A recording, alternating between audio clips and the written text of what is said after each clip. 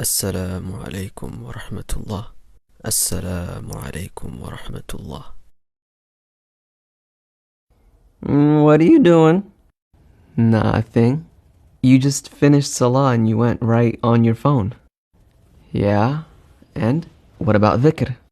I'm doing it. I can multitask. But isn't Allah deserving of your full attention? What do you mean? Well, be present. Be focused. Feel every subhanallah that you say.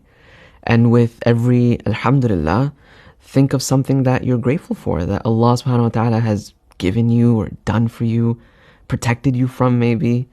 And with every Allahu Akbar, realize that Allah is greater than anything you might face or go through that day until the next salah. Everything that might be on your mind, Allah is greater than it. So just, that's what I mean.